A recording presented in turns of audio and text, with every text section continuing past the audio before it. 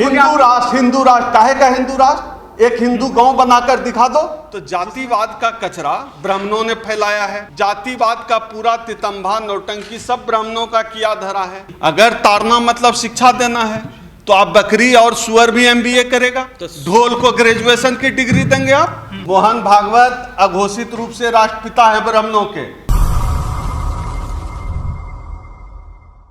कि जाति जो है ब्राह्मणों ने बनाई है, बावनों ने बनाई है, हम लोग भी मान गए उनकी बात को। अब लगे हाथों मोहन भागवत जी ऐलान कर दें कि इस जाति व्यवस्था को ब्राह्मण ही समाप्त करे। कचरा जो फैलाता है सफाई वही करेगा ना, कचरा फैलाएंगे आप, साफ करेंगे हम। तो जातिवाद का कचरा ब्राह्मणों ने फैलाया है। जातिवाद का पूरा तितंबा नौटंकी सब ब्राह्मणों का किया धरा है। तो ब्राह्मण ही अब इस देश से जातिवाद को खत्म करेंगे। हम लोग मोहन भागवत जी से इस देश का जो दलित समाज है, जिसके साथ छुआछूत हुआ है, भेद भाव हुआ है, उत्पीड़न हुआ है, इस देश का दलित समाज मोहन भागवत जी से आग्रह करता है, करबद्ध प्रार्थना हम करते हैं, आदरणीय मोहन भागवत जी, हे ब्राह्मणों के परमपिता परमेश्वर मोहन भागवत जी, आप कृपया इस देश के ब्राह्मणों से अपील करें कि वो इस देश से जातिवाद को भी समाप्त करें, जिनका कचरा वो साफ करें। तो क्या आप जो दलित पंडित बन जाएंगे और पुजारी बन जाएंगे? अब तो ये मोहन भागवत ही सब तय करेंगे। हम लोगों के हाथ में तो कुछ रहा नहीं। हम लोग जो बात कह रहे थे, हम लोग जिस बात की लड़ाई लड़ते रहे हैं, उसका कंट्रोल अब मोहन भागवत जी ने अपने हाथ में ले लिया है। पहले हम लोग कहते थे कि भगवान जो है ब्राह्मणों ने बनाया, जातिवाद ब्राह्मणों ने बनवाया, छुआछूत जो है ब्राह्मणों का किया धरा है। पहले ये बात हम लोग कहते थे। अब ये बात ब्राह्मणों के परम पिता परमेश्वर मोहन भागवत जी कह रहे हैं। तो यह अब शाश्वत सत्य है, इस सत्य को कोई बदल नहीं सकता है। अब मोहन भागवत जी के साथ अब तक माना जाता था आरएसएस को कि वह दलितों के खिलाफ है। अब हम लोग मान गए कि मोहन भागवत जी सत्य बोल रहे हैं।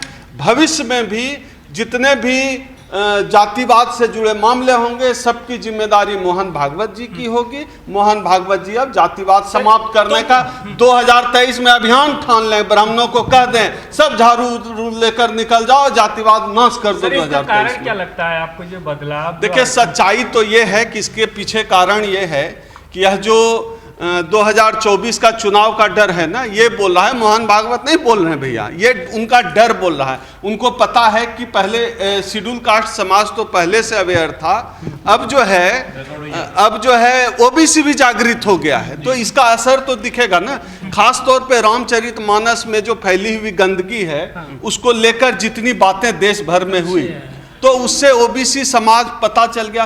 तेजस्वी पहली बार ऐसा हुआ कि अधिकृत रूप से ऑफिशियल स्टेटमेंट आ रहा है तेजस्वी का, पहली बार हो रहा है कि ऑफिशियली अखिलेश यादव बोल रहे हैं कि मैं भी शूद्र हूं। तो यह जो परिवर्तन हुआ है, तो जाहिर सी बात है इस देश में सबसे अधिक आबादी ओबीसी की है, तो वो असर तो दिखेगा, डर तो दिखेगा।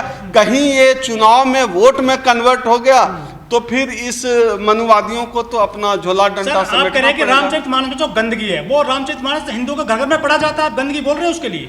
नहीं, अब ढोल गवार शूद्र पशु नारी सकल ताड़ना के अधिकारी। हाँ। अभी जिसको सफाई लगता है वो जाने, हमें तो गंदगी लगती है। भाई, आप किसी औरत को कैसे पीट सकते हैं? शूद्र मतलब ओबीसी को कैसे पीट सकते हैं? ताड़ना मतलब अगर पीटना है तो, अगर ताड़ना मतलब शिक्षा देना है तो आप बकरी और सुअर भी एमबीए करेगा, तो ढोल को ग्रेजुएशन की डिग्री देंगे आप? यही होगा ना। अगर ताड़ना मतलब, तीसरा अर्थ इन्होंने दिया, ताड़ना मतलब देखना। अगर ताड़ना मतलब देखना भी है तो शूद्र पशु नारी, मतलब नारी को आप कैसे, किसी बीवी को आप देख लेंगे? एक ऐसा जो है लोग दोहा का व्याख्या करना शुरू कर दिया। हम स्वागत करते हैं, कम से कम ताड़ना एक गंदा शब्द है, पीटना उसका अर्थ ही होता है। ये लोग कर रहे हैं शिक्षा देना, तो अब देखते हैं कि ये लोग कितना बकरी और सुअर को ग्रेजुएट कराते हैं, एमबीए की डिग्री दिलाते हैं। लेकिन शिक्षा दे दिया न्यासद गीता प्रेस ने, ताड़ना की जगह बदल दिया। नहीं तो बकरी को ग्रेजुएट करेंगे ना, सुअर को एमबीए कराएंगे ना, कुत्ते को डॉक्टरी पढ़ाएंगे ना। शिक्षा अगर ढोल गवार शूद्र पशु नारी सकल ताड़ना के अधिकारी, तो ताड़ना मतलब एडुकेट करना है, तो सुअर को डिग्री दीजिए, पढ़ाइए। देखिए, ये सब एक बहुत महत्वपूर्ण दौर चल रहा है और उसी कड़ी में आज हम लोगों ने एक जनप्रतिनिधियों की देश भर से, जिसमें कई सांसद, पूर्व सांसद, अलग अलग राजनीतिक दलों के दलित नेताओं की बैठक हुई। इवन अभी मैं आपसे बात कर रहा हूं तो भाजपा के विधायक भी दिख रहे हैं। चूंकि इस मुद्दे पे हम लोग सहमति, मुझे नहीं लगता है कोई भी असहमत होगा कि नई संसद भवन का नाम बाबा साहब डॉक्टर अंबेडकर के नाम पे होना चाहिए। उसी के लिए आज हम लोगों ने यह राउंड टेबल किया था। यह एक कड़ी है। हम लोग आने वाले समय में 11 और 12 फरवरी को भी वापस वो ओपन होगा, उसमें सभी लोग आ सकते हैं। 11-12 फरवरी को दिल्ली के कॉन्स्टिट्यूशन क्लब में हम लोग फिर दलितों से जुड़े तमाम मुद्दों, चाहे निजीकरण हो, ईवीएम का सवाल हो, प्राइवेटाइजेशन का सवाल हो, आरक्षण का सवाल हो, कॉलेजियम सिस्टम का सवाल हो, चाहे नई संसद भवन का नामकरण बाबा साहब के नाम पे करने का सवाल हो, इन तमाम सवालों पर हम लोग एक बार फिर 11-12 फरवरी इसी यानी सैटरडे संडे को दिल्ली के कॉन्स्टिट्यूशन क्लब में फिर राउंड टेबल कॉन्फ्रेंस कर रहे हैं। जो भी साथी आपके चैनल के माध्यम से जुड़े हैं, आप मुझसे सीधे संपर्क करके राउंड टेबल कॉन्फ्रेंस में आइए। मेरा नंबर है 8789325595। आप इस नंबर पे सीधे मुझसे संपर्क कर सकते हैं। मोहन भागवत जी क्या है, देश की क्या जिम्मेदारी, दलित समाज उनको बार बार उछाल रहा है, उनका नाम ले रहा है कि उन्होंने जो है बहुत संशोधन करा है। क्या मोहन भागवत? मोहन भागवत ब्राह्मणों के राष्ट्र पुरुष हैं। मोहन भागवत अघोषित रूप से राष्ट्रपिता है ब्राह्मणों के। मोहन भागवत ब्रह्म पुरुष हैं। कहते हैं मोहन भागवत कौन है? आप देखिए, मोहन भागवत ने, अडानी का मामला चल रहा था, मोहन भागवत ने एक बयान सिर्फ दे दिया, अडानी का मामला गड्ढे में चला गया। मोहन भागवत का बयान चल रहा है कि पंडितों ने जाति बनाई। आप देखिए, वो इस देश में जो मनुवादी सरकार है उसको बचाने के लिए किस हद तक जा सकते हैं।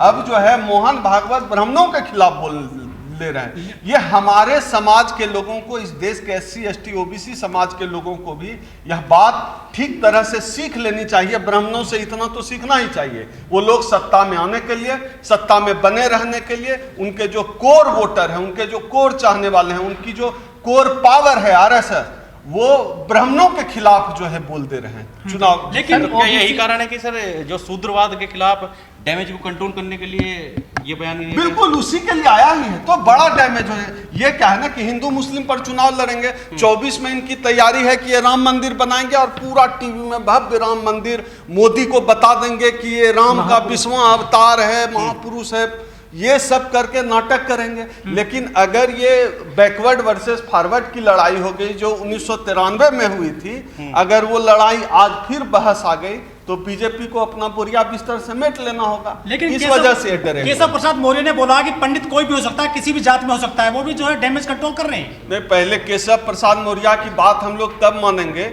जब बीजेपी अभी तक उनको स्टूल पे बैठा रही है। उनको सोफे पर जब बीजेपी बैठाने लगेगी तो हम लोग केशव मौर्य की बात को मान लेंगे। अभी स्टूल पर बैठते हैं ना, सोफे पे बैठे तब केशव जी बात करें। सर, OBC आंदोलन पर क्या इसका कोई असर पड़ेगा? बिल्कुल, अरे असर पड़ा तभी तो। OBC आंदोलन का असर ही है। क्या OBC जो अपनी लड़ाई लड़ रहा है उसमें कुछ कंप्रोमाइज कर लेगा क्या? नहीं, कंप्रोमाइज देखिए अब मुश्किल है। जो अंबेडकर का जो थॉट प्रोसेस है ना पूरा, वो अब OBC के जो हिस्सा जो अंबेडकर को पढ़ गया, समझ गया, अब वो हिस्सा जो है मानेगा, मुझे इसकी उम्मीद नहीं लगती है। अब ये जो अवेयर हो गया ना, जो अम्बेडकराइट हो गया, वो चीज़ों को समझता है, धर्म को समझता है, धर्म ग्रंथ को समझता है, उसके अंदर के कूड़े कचरे को समझता है, तो उसको आप वापस नहीं कर सकते। अवेयर आदमी वापस नहीं। मनुस्मृति जलाई थी लखनऊ में सर, मुकदमे दर्ज हुए हैं, अरेस्टिंग हो गई है सर OBC पर। मैंने खुद ही मनुस्मृति जलाया, मेरे ऊपर भी FIR हुआ है। मनुस्मृति जलाने पर मेरे ऊपर भी FIR हो चुका है। मनुस्मृति मैंने कई बार मैं तो निरंतर जलाता था जब बिहार में था, हर साल में मनुस्मृति जलाता था। अब संगठन के कार्य की वजह से वो सड़क पर का कार्यक्रम थोड़ा कम हो गया है। लेकिन मनुस्मृति जलाता, हम लोग के ऊपर तो FIR करते रहते हैं। ये लोग कुछ भी बोल दे, ये वो बीजेपी का आदमी कुछ भी बोल दे, उनके ऊपर कुछ नहीं होने वाला है। देखिए जंतर मंतर पे कैसे ईसाइयों के खिलाफ, मुसलमानों के खिलाफ कैसे खुलेआम गंदी और हिंसक बातें की जा रही है। उनके ऊपर कोई FIR नहीं होगा। और हम लोग संवैधानिक तरीके से भी अपनी बात करते हैं तो मेरे ऊपर 2 दर्जन मुकदमा कर रखा है। तो ये चलता है, सिस्टम है, सरकार है, ऐसे ही काम करता है। सर उनमें और फिर आप में क्या फर्क रह गया? आप मनुस्मृति जलाते हैं, अगर यहाँ संविधान जलाते हैं, तो आप में और उनमें फर्क क्या रह गया? आप तो समाज की लड़ाई तो लड़ी नहीं रहे ना सर। ये तो स्थापित हो जाए ठीक से, यानी हम जलाते हैं मनुस्मृति, वो जलाते हैं संविधान, इससे एक बात तो स्पष्ट हो जाता है कम से कम कि इस देश में असली लड़ाई मनुवाद बनाम संविधानवाद की है, और हम संविधान बचाने के पक्ष में खड़े हैं और हम मनुवाद के खिलाफ हैं, मनुस्मृति के खिलाफ हैं। हम संविधान के पक्ष में हैं, संविधान बचाने के लिए हम जान लड़ाएंगे और मनुस्मृति को भी जलाते रहेंगे। इस तरह का दुनिया का कोई धर्म ग्रंथ जो मनुष्य और मनुष्य में भेद करता हो, हम उन धर्म ग्रंथों के खिलाफ हैं। उन तमाम किताबों को जला देना चाहिए जो नफरत की बात करता हो, जो नफरत फैलाता हो, जो मनुष्य और मनुष्य में भेद करता हो। सर, मनुस्मृति जलाने क्या लाभ मिला आपको? जातिवाद खत्म हुआ या क्या? नहीं, मतलब लोगों आगे कहाँ बढ़ा? बाबा साहब जला चुके हैं ना, तो जल लोगों नहीं, अगर बाबा साहब नहीं जलाते, अब जवाब सुन लीजिए, बाबा साहब ने नहीं जलाया होता तो हम उसकी बात नहीं करते, लेकिन बाबा साहब ने जलाया तब हम उसकी बात करते। आपने जिंदा रखा होगा। आप सुन तो लीजिए, हम नहीं, हमने कहा जिंदा, वो है किताब तभी तो जलाने की जरूरत है। किताब खत्म कहाँ हुई है? वह किताब मनुस्मृति कागज से ज्यादा मनुवादियों के दिमाग में चलती है, और जब हम और मनुस्मृति जलाने का मतलब है हम उन तमाम प्रतीकों को जलाते हैं। तो जला दी बाबा साहब? नहीं, बाबा साहब आज भी उसको जलाने की जरूरत है, क्योंकि लोगों के मनुवाद मन से नहीं गया है, दिमाग से नहीं गया है ना मनुवाद। वो बाबा साहब, आप कहिए कि बाबा साहब जातिवाद के खिलाफ बहुत बोल चुके, अब आप मत बोलिए, जातिवाद गया नहीं है। जातिवाद के खिलाफ भी बोलने की जरूरत है, और मनुस्मृति जैसे तमाम धर्म ग्रंथों को जो मनुष्य में भेद पैदा करते हैं उसको रोज जलाने की जरूरत है, जब तक लोगों के मन से मनुस्मृति नहीं। आप भाजपा काम आसान कर रहे हैं, धर्म का मुद्दा दे रहे हैं। नहीं, ये धर्म का मुद्दा, आपकी वीडियो दिखा के नहीं, धर्म का मुद्दा है ही नहीं। बात करें ना मनुस्मृति की, बात करें, बीजेपी की कहाँ हिम्मत होती है डॉक्टर अम्बेडकर का बैकलॉग की बात नहीं कर रहे?